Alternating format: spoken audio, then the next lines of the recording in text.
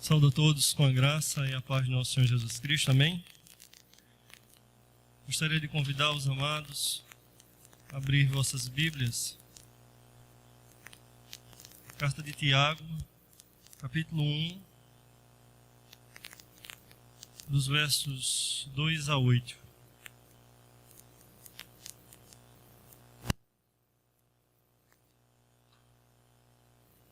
Tiago 1, dos versos 2 ao 8.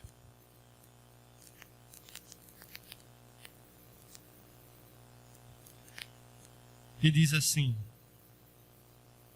Meus irmãos, tende por motivo de toda alegria o passar por várias provações, sabendo que a provação da vossa fé, uma vez confirmada, produz perseverança.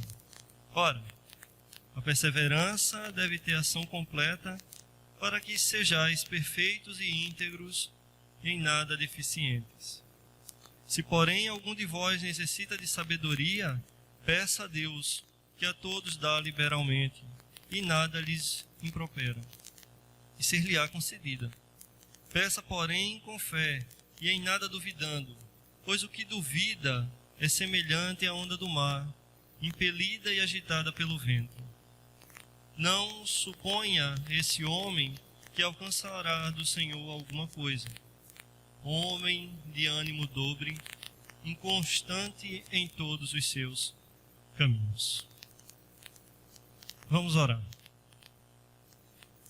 Senhor Deus e Pai, queremos agradecer-te, Senhor, por o Senhor ter nos trazido aqui nessa noite, pela paz que o Senhor tem nos dado, pelos livramentos, Senhor. Ó meu Deus, que nessa noite o Senhor possa estar visitando cada filho teu, que o Senhor possa estar consolando, confortando, dando força, Pai, para continuar na caminhada, Senhor. Ó meu Deus, queremos também, Senhor, nesse momento, agradecer-te pela tua palavra lida e te pedir, Senhor, que o Senhor venha sobre este pregador, para que ele não venha falar palavras dele, mas tão somente as quais o Senhor deseja falar com cada um nesta noite. Ó Senhor, também perdoa os nossos pecados, porque somos homens e mulheres falhos, mas o Senhor nos escolheu e nos amou, e aqui estamos para realizar a tua obra. E assim nós te oramos, agradecidos por tudo, em nome do teu Filho Jesus. Amém. Amados, para iniciarmos nessa noite, o tema da nossa mensagem é o valor das provações. É certo que as fontes que promovem as provações são muitas. E não só muitas, mas também variadas. As provações podem vir diretamente de Deus, a exemplo do que ocorreu com Abraão, em Gênesis 22, provinda, providenciada, arquitetada por Satanás, como foi no caso de Jó,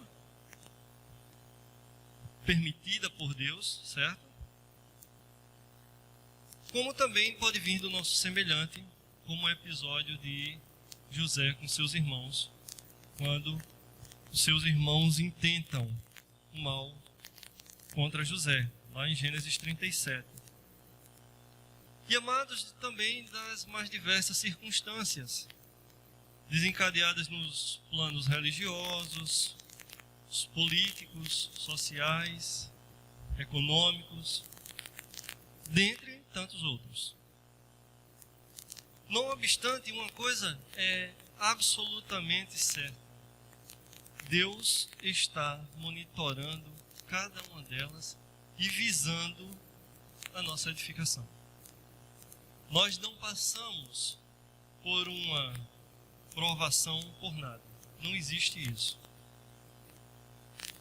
Se de certo nós passamos por provação, no certo Deus, Ele está no controle e Ele tirará algo de proveito em nosso favor. Em sua carta, Tiago vai apresentar 3 itens que dizem respeito ao valor das provações, às quais necessariamente temos que responder.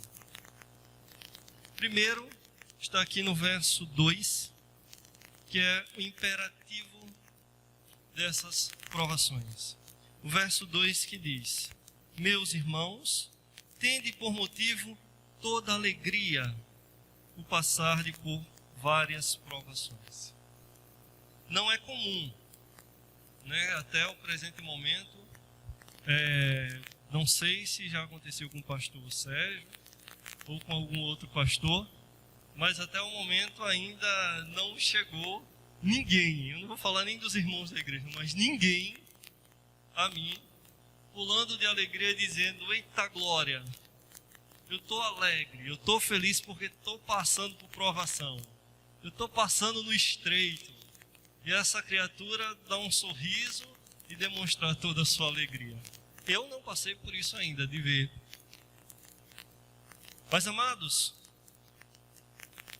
a gente pode até confessar que se uma pessoa chegar para nós dessa forma, de certo, vamos ficar um tanto assustados com a situação, visto que o mais comum é o contrário, é vermos o irmão ou qualquer pessoa, ao passar por uma situação difícil, chegar entristecido, cabisbaixo, muitas vezes até murmurando daquele momento em que passa.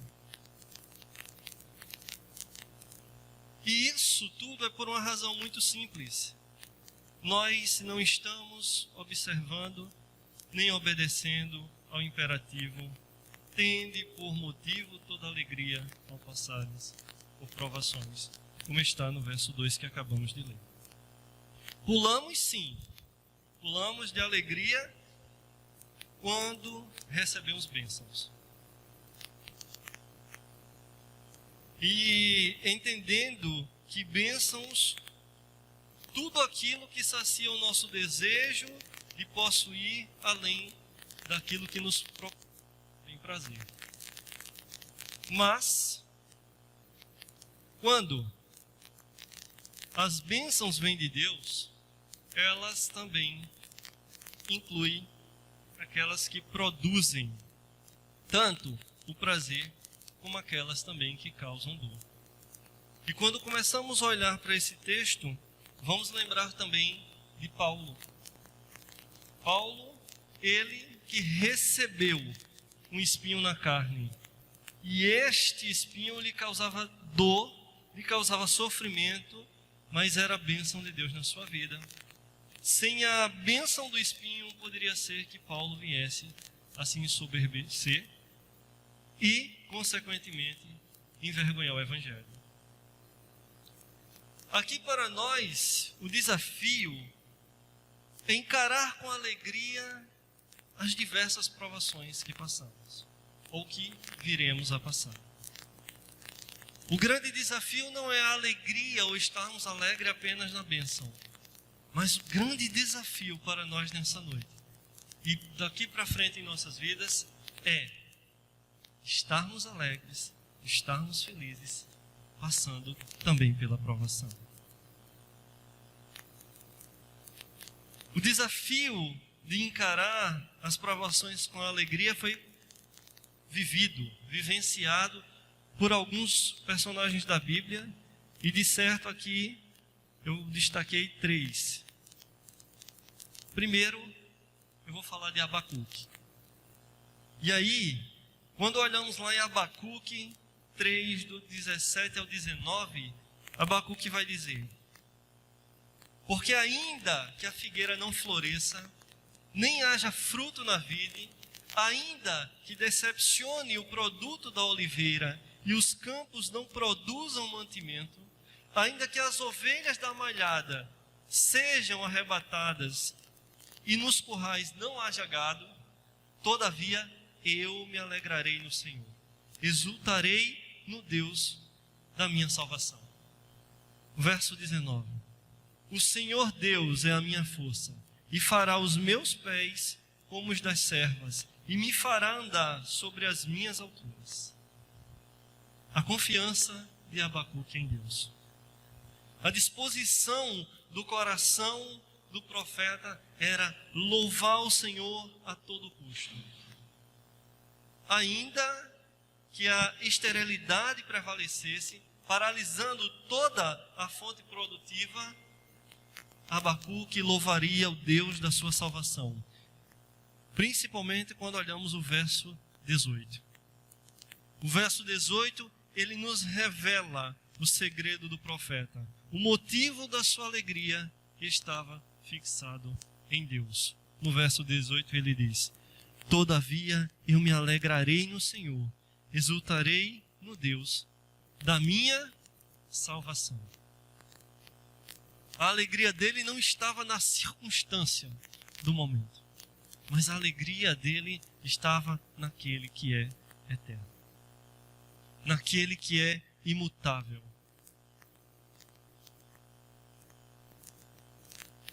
Amados, quando a fonte da nossa alegria consiste nas bênçãos de Deus, nas bênçãos que Deus oferece, e não no Deus que oferece as bênçãos, a nossa alegria é fatada em instabilidade. A nossa fé é fatada em instabilidade. A nossa fraqueza e o nosso relacionamento com Deus virá muitas vezes a gerar confusão. Porque não estamos colocando a nossa alegria no Deus da bênção, mas tão somente na bênção de Deus. E há uma diferença muito grande nisso. Porque quando nós olhamos apenas para aquilo que nós achamos que é só a bênção de Deus, mas não olhamos para o Deus da bênção, nós vacilamos. Porque no momento em que a provação vir, vamos dizer: cadê Deus? Que não tem me amado ou que não tem olhado por mim? E isso é um pensamento errôneo. Visto que até na provação Deus derrama seu amor para conosco. Porque da provação Ele nos torna mais fortes. Ele fortalece a nossa fé. Ele nos torna fiéis. Ele nos torna lutadores na sua obra. Homens e mulheres perseverantes. Porém, nos dias de hoje, ou nos nossos dias, muitas pessoas vêm à igreja, vêm aos templos com um único objetivo, que é de receber bênçãos de Deus. Receber a cura de uma enfermidade, vem em busca de um emprego, vem em busca de uma solução miraculosa para levantar uma empresa que muitas vezes já está falida ou já está à beira da falência. Vem em busca de livramentos e soluções de problemas que atingem a todos nós, a todo e qualquer mortal. Amados, não constitui pecado em buscar as bênçãos de Deus. Jesus, ele mesmo nos ensinou, nos incitou a pedir a Deus. Porém, erramos o alvo quando tão somente eu busco a bênção e faço com que isso seja o fator, o motor que me movimenta para vir à igreja, que me movimenta a vir adorar a Deus. Aí é onde está o erro. Quando eu deixo de olhar para o Deus da bênção e começo a focar tão somente na bênção de Deus. E de certo, amados, Deus, ele deve ser a única razão do nosso culto. A finalidade exclusiva do nosso serviço. Motivo supremo da nossa alegria. Porque quando colocamos a nossa alegria em Deus, qualquer coisa que venha nos acontecer, nos fará lembrar que estaremos passando por aquele momento, mas que não iremos ficar. Não iremos ficar no momento da enfermidade. Não iremos ficar naquele momento de dor. Não iremos ficar naquele momento de perda. Mas tão somente aquele sofrimento será passageiro. Será temporário. Mas o Deus que estará cuidando de você, estará olhando para você, estará lhe abraçando, de certo, este é eterno. E este estará conosco. Estaremos com ele por uma eternidade. Outro exemplo, amados, além de Abacuque, temos Paulo. Paulo que entusiasticamente fez a seguinte confissão: sim, deveras considero tudo como perda por causa da sublime, do conhecimento de Cristo, do meu Senhor, por amor do qual perdi todas as coisas e as considero como refúgio para conseguir a Cristo. Aqui em Filipenses 3:8. Paulo, ele demonstrou em seu ministério que realizava a missão para o qual foi chamado com muita alegria, como um presente que recebera do Senhor e não como um fardo a ser suportado, apesar das provações que lhe sobrevinham.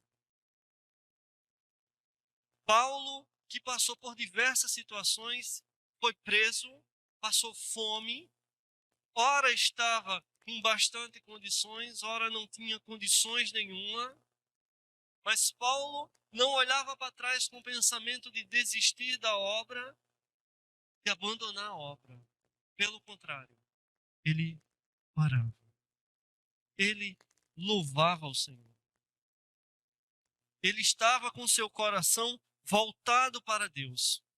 Ainda que em Filipenses encontramos a razão porque Paulo transmite tanto entusiasmo e contentamento. Lá em Filipenses 4:11 ele vai dizer, olha, digo isto não por causa da pobreza, porque aprendi a viver contente em toda e qualquer situação. Ele não está dizendo que vive feliz ou vive contente porque está rico, ou porque tem condições, ou porque está dormindo em uma tenda tranquila, ou porque não tem nada que lhe preocupe, mas ele está dizendo que aprendeu a ser alegre, a viver contente em toda e qualquer situação, porque ele não está preso às coisas deste mundo, mas tão somente com olhos fitos para o alto. Tiago também nos deixa o mandamento de que alegria diante das provações. E Paulo também nos ensina que caminham para vivermos este princípio. Os dois aqui eles estão falando, dizendo assim, olha, presta atenção que o caminho ele pode ser difícil, mas esse caminho tem um fim. Ainda que vivamos 100 anos, 120 anos no sofrimento aqui, amados, nada se comparará a viver uma eternidade na glória com Deus. Como também nada irá se comparar a viver uma morte eterna.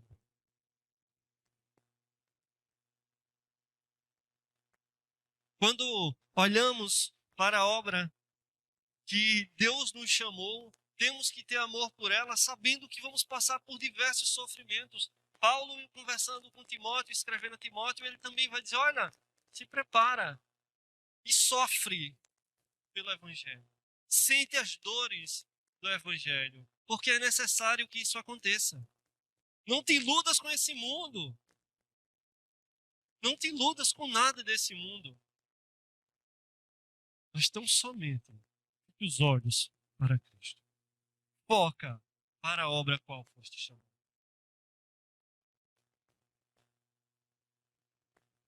Amados, esse caminho é o caminho do aprendizado. Ainda que passemos por diversas provações, é neste caminho que vamos aprender e a dar valor aquilo que Cristo fez por nós. Este deve ser o nosso alvo, o nosso desafio em meio às provações. Viver a alegria a qual Deus nos dá, a qual Ele estabelece nos nossos corações. Devemos deixar toda e qualquer murmuração e tão somente focar na alegria, porque Cristo derramou por nós seu sangue. Ele sofreu por nós tudo o quanto deveríamos sofrer. O terceiro exemplo aqui é o próprio Jesus Cristo. Homem de dores, sabe o que é padecer. Jesus, ele sofreu rejeição, padeceu por fazer a vontade de Deus, foi perseguido, desprezado, preso numa cruz, morto uma morte que não deveria ser dele, mas não perdeu a doçura em meio às lutas. Não perdeu o foco de derramar o seu amor pelos perdidos. Não deixou de fazer a obra a qual o seu pai lhe ordenara. As provações não deixaram Jesus amargurado, mas ele continuava sereno. Mesmo tendo uma agenda apertada, o povo lhe cercando, indo atrás dele nos mares, atrás dele nos montes, mas ele atraía até as crianças. Ele dispensava atenção. Apesar das dificuldades, contemplava e ensinava e amava a seus discípulos. E também ensinava-os a contemplar os lírios dos campos e as aves do céu. Instruiu-os a cultivar a arte da contemplação. Ensinou-lhes a vencer as inquietações do cotidiano, tirando lições da natureza. Não foi uma vida fácil. Foi uma vida dolorida. Mas ele viveu por amor. Jesus podia ter abandonado, podia ter tido amargura, pois foi traído pelo preço de um escravo, trocado por um homicida, quando escolheram Barrabás, e crucificado como um malfeitor. Senhor das suas emoções e fiel guerreiro contra o ódio e a amargura, Jesus, ele optou pelo amor. Olhou para a humanidade e os amou. Não fez distinção entre pobres e ricos, homens, mulheres ou crianças, escravo ou liberto. Mas libertou todos quantos quiseram libertar.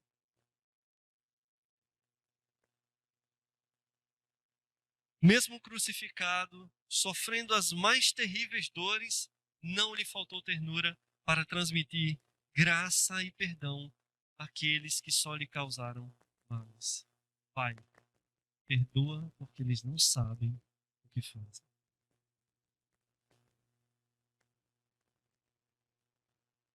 Amados, devemos seguir os passos de Cristo e termos alegria. Precisamos ter serenidade e ternura nas provações, porque o nosso testemunho de como vamos atravessar tudo isso também será muito importante, para que outros nos ouçam e comprovem através do Evangelho o que Deus faz por nós e o que Deus pode fazer por ele. Segundo tópico, amados, vem o propósito dessas provações, e a gente vai ler o verso 3 e o verso 4, que diz assim: sabendo que a provação da vossa fé, uma vez confirmada, produz perseverança. Ora, a perseverança deve ter ação completa, para que sejais perfeitos e íntegros, em nada deficientes. É muito comum, quando em meio às aflições, as pessoas dizerem que não sabem o porquê de tudo isso está lhe acontecendo. Meu Deus, por que eu estou passando por isso? Meu Senhor, como é que o Senhor permitiu que eu passasse por isso? Quantas vezes nós ouvimos isso? Quantas vezes nós fomos tentados a dizer isso? É verdade que nem sempre sabemos o motivo das experiências desagradáveis pelas quais passamos. A dor e o sofrimento quase sempre nos tiram a capacidade de perceber as razões dos fatos. Mas mesmo não sabendo o porquê de tais provações, elas não são invalidadas. Ela continua sendo genuína e tem propósitos. Às vezes eu posso não saber qual é a razão, mas Deus sabe. E isso deve bastar para nós. O fato de Deus saber e de Deus permitir que passemos por provações é necessário em nossas vidas para que cresçamos espiritualmente, para que saiamos daquele alimento ralo, né, como o leite, e passemos a consumir algo mais sólido, para que passemos do patamar de criancinhas, de filhinhos, a um filho maduro, para que tenhamos uma experiência muito maior com o Espírito Santo. Jó não tinha a menor ideia porque estava passando por tamanho sofrimento, porque ele estava sendo tão provado. Não obstante, Deus sabia. E Jó, no devido tempo, soube também. E a experiência de Jó para aquele momento foi indizível, ao ponto dele dizer que conhecia Deus só de ouvir falar. Mas ao passar por aquilo, agora ele tinha uma relação muito mais íntima com Deus. Por compreender o tudo quanto Deus permitiu ele passar. A palavra de Deus, a nossa experiência com Ele e o futuro se encarregarão de nos confirmar que as provações na vida do cristão têm propósitos definidos. E isso temos que ter em nossos corações. Tudo quanto passamos, existe um propósito. Amados, nada acontece por acaso. Não estamos à mercê da história. Somos servos de um Deus Todo-Poderoso. Aquele que age em todas as coisas para o bem daqueles que o amam, dos que foram chamados de acordo com seus propósitos, com seu propósito, conforme está escrito em Romanos 8, 28. As provações visam produzir, amados, dois resultados em nós. O primeiro deles é uma fé aprovada. Imaginem vocês, Deus faz uma promessa a Abraão de que seria pai de nações, que olhasse para as estrelas e assim seriam os seus filhos, seria a sua descendência. E de repente, nasce-lhe o seu filho, e aquele filho amado, Deus agora pede de volta. Deus agora diz, olha, vai e oferece Isaac, sacrifício. Abraão, considerado o pai da fé, ou um dos pais, né? aquele que tem fé. Para que ele recebesse esse honroso título, sua fé, ela foi testada e aprovada, até as últimas consequências. Ele não hesitou no que Deus lhe pediu, mas ele tão somente confiou.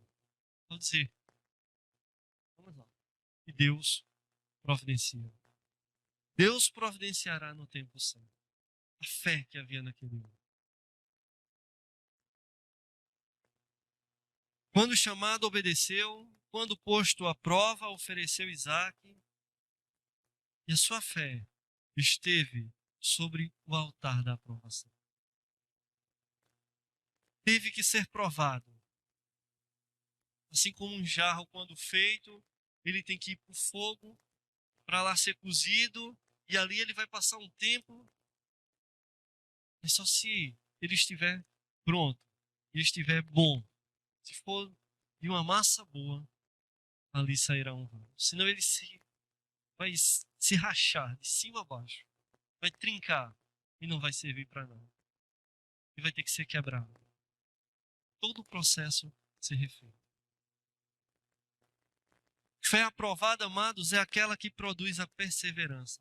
A fé genuína é o resultado direto dos testes de que Deus faz uso para promovê-la. Induz o crente a continuar caminhando, mesmo quando as circunstâncias não lhe são favoráveis.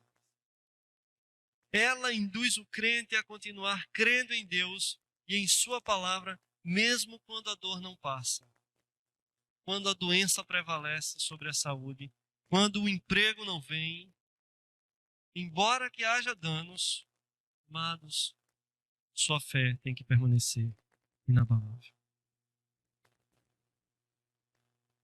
E quando nós tratamos de fé e provação, a gente começa a compreender que Deus, ele derrama seu amor por nós, mas ele quer ver um resultado da dor.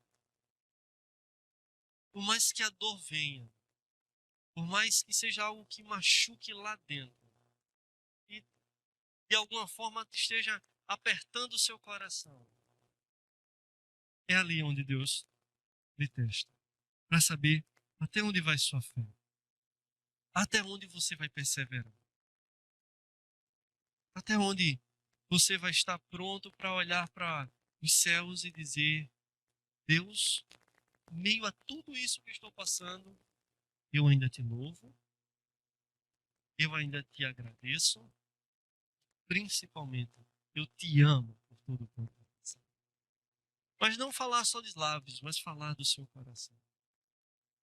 Quantas pessoas nesse momento estão passando por dificuldades com familiares doentes, com familiares que já morreram, mas tiveram que dar esse mesmo passo. E olhar para Deus e dizer assim: olha, mesmo com tudo isso que está me acontecendo, eu creio que o Senhor me ama. O Senhor quem tem providenciado tudo na minha vida. A famosa frase de Jó: Deus me deu, Deus tomou, bendito seja o nome do Senhor. E para nós temos que estar preparados. Outro resultado que a aprovação ela vai produzir em nós, ou vai resultar, é num caráter aprovado. A nossa experiência vai comprovar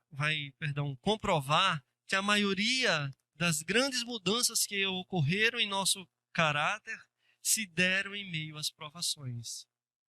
O sofrimento, muitas vezes, age como um verdadeiro instrumento da graça para reduzir a nada o orgulho do soberbo e a autossuficiência do arrogante. Quanta gente que se achava dono da situação, que se achava por cima da carne seca, passou por uma situação difícil, foi submetido a uma provação e teve que ser mudado o seu caráter. Teve que ser moldado o seu caráter. As provações têm como objetivo também de polir o nosso caráter. Ainda que seja que seja ferro e fogo. Evidentemente, o poder transformador não está na dureza das tribulações, mas no Espírito Santo que age. Este, sabiamente, faz o uso das circunstâncias e dos acontecimentos para nos instruir e nos moldar. É no meio da dificuldade, da dor, que o Espírito Santo vai lá e nos molda. Ele pega o nosso caráter e vai moldando.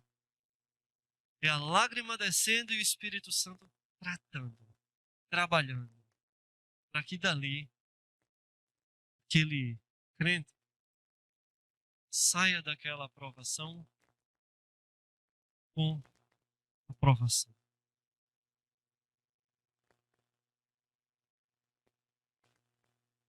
Amados, devido ao estado caído em que o homem se encontra e a dureza do coração provocado pelo pecado após a queda, nem sempre nos é fácil ouvir a voz de Deus em situações normais e muito menos nas anormais.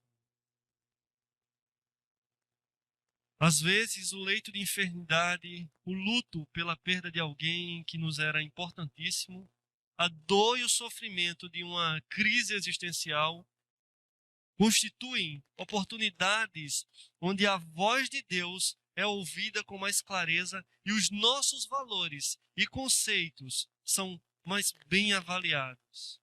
E, amados, não devemos subestimar o valor que as provações exercem em nossas vidas, no que diz respeito à construção de um caráter aprovado por Deus. Porque através das provações onde nós somos moldados na forma de Cristo. Quanto mais está doendo ali, mas é o Espírito Santo, é Deus dizendo assim, olha, tem que ser nesse formato. Porque tu foste chamado de cristão. Tu foste chamado de meu filho. Eu te amei, meu filho derramou o sangue dele por ti, então agora tu tem que ter esse formato. E passamos por tudo isso. E quando compreendemos isso, de certo, o nosso relacionamento com Deus muda. Porque começamos a compreender o que Deus deseja de nós. As provações, elas não vêm para nos afastar de Deus, mas pelo contrário, para nos trazer para próximo de Deus e deixarmos ser trabalhados por Ele. Porque se nós fugirmos das provações ou simplesmente virarmos as costas para Deus, meus amados, nós seremos reprovados. Nós não seremos moldados da forma que Deus deseja. Então temos que atentar para o que Deus quer fazer conosco. E lembrar que não é um momento que eu passo que me traz felicidade. Mas eu tenho que trazer dentro de mim a felicidade que Deus me dá, que é constante. Essa felicidade tem que ser constante. A vontade de aproximar de Deus tem que ser muito maior. Tanto na alegria quanto na tristeza. Tanto na saúde quanto na doença. Tanto na riqueza quanto na pobreza. Essas circunstâncias não devem mudar a nossa alegria, o nosso amor, a nossa adoração, a nossa busca por Deus. Terceiro ponto, amados, para entendermos, é o que é essencial nas provações. E aí a gente vai ver aqui do verso 5 ao 8 para a gente encerrar, que diz assim: se, porém, algum de vós necessita de sabedoria, peça a Deus, que a todos dá liberalmente e nada lhes impropera, e ser-lhe-á concedida. Peça, porém, com fé e em nada duvidando, pois o que duvida é semelhante à onda do mar, impelida e agitada pelo vento. Não suponha esse homem que alcançará do Senhor coisa alguma. homem de ânimo dobre, inconstante em todos os seus caminhos.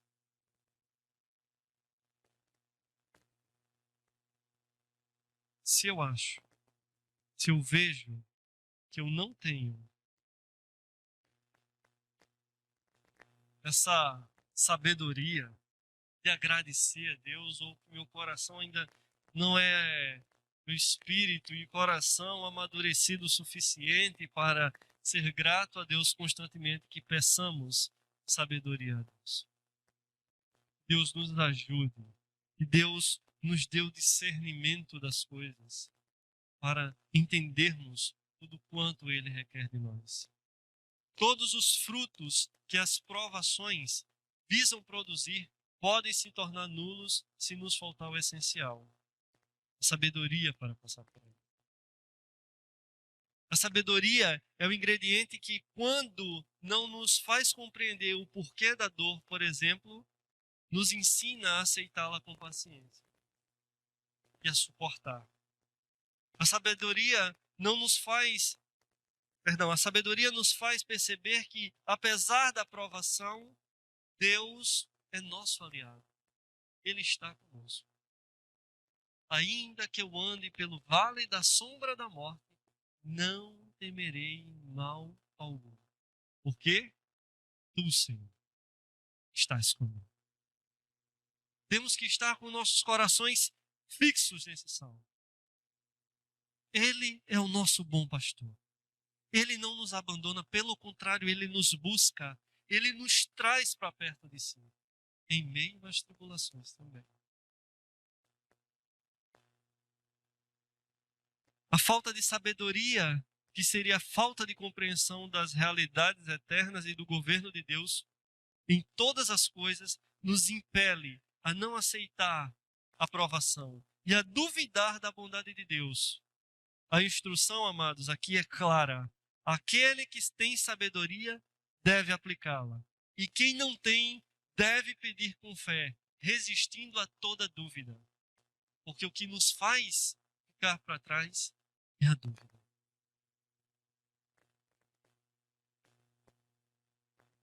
E quanto a você? Quanto a mim?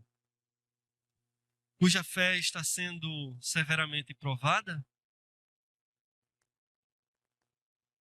Como tem sido a nossa reação em meio às provações?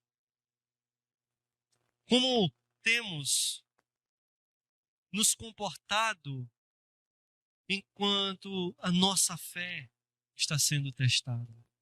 Temos que nos perguntar. Temos que nos avaliar. Em meio às nossas lágrimas, é possível perceber alegria ou apenas murmuração por passarmos por uma tribulação? Atos 16, do 19 ao 26, ele relata um interessante episódio. Paulo e Silas presos, depois de terem sido açoitados, com os pés no tronco, por volta da meia-noite, começaram a orar e a cantar louvores a Deus. Presos. Ora, em uma ocasião como essa, não é tão difícil cantar louvores. É? Talvez possa até soar estranho no nosso entendimento. Cantar louvor numa situação dessa, preso pelos pés, depois de açoitado, à meia-noite que poderia dormir, mas cantar louvores, orar. Amados, se analisarmos numa situação semelhante, normalmente choraríamos. Com a dor, com o desespero. Mas, amados, Paulo e Silas, eles cantaram. Eles buscaram a sabedoria de Deus e Deus lhes derramou sabedoria ali, liberou sabedoria para eles, para que naquele momento, ao invés de murmurar, desse glórias a Deus pelo que estava passando. E muitas vezes, Paulo preso vai dizer assim: olha, eu prefiro estar aqui em cadeias, porque daqui o evangelho está sendo proclamado. Aqui Os soldados estão ouvindo do evangelho. Daqui, eles estão passando por uma realidade que eles não conheciam. Daqui, prisioneiro em Cristo, em cadeias, eu posso livremente traspassar a palavra dos seus corações. O Espírito Santo podia agir ali em qualquer momento. O evangelho estava sendo pregado, ele estava derramando o amor, o qual Deus o deu. Deus para eles era tão real quanto o sofrimento. Eles tinham o sofrimento como razão para murmurar e abandonar a fé. Mas eles não fizeram isso. Em contrapartida, tinham Deus para render louvores. Porque Deus é muito maior do que qualquer sofrimento. E é assim que a sabedoria faz seus cálculos. Se Deus é maior do que qualquer sofrimento, então rendamos a Ele louvor. Se Deus é maior do que qualquer provação, demos a Ele a nossa oração. E esperemos com paciência para que sejamos aprovados. Amados, 3 momentos na vida de Jesus onde ele agiu com sabedoria. Em meio às suas provações, e ele mostrou, e está aqui, registrado para nós, para que aprendamos com ele. Primeiro, diante do príncipe das trevas, depois de jejuar 40 dias, Jesus teve fome e foi tentado pelo diabo. E em todas as 3 tentativas registradas, certo? As 3 investidas registradas em Mateus 4, do 1 ao 11, Jesus rebateu: está escrito, ou como está escrito. Ele não fugiu da palavra. Ele disse: olha, se eu vou tratar de sabedoria, que eu chame da sabedoria. Como está escrito. E quantas vezes nós necessitamos também, em meio às nossas provações, lembrar dessa palavra, porque essa palavra ela tem que estar gravada aqui. Para quando estivermos no nosso meio de tribulação, quando estivermos passando por processos difíceis, lembrar: mas espera aí, como está escrito? No mundo tereis aflições. Mas tende o quê? Tristeza? Bom ânimo.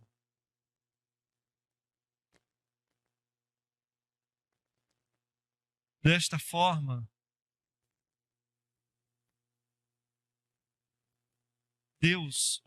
desta forma, Cristo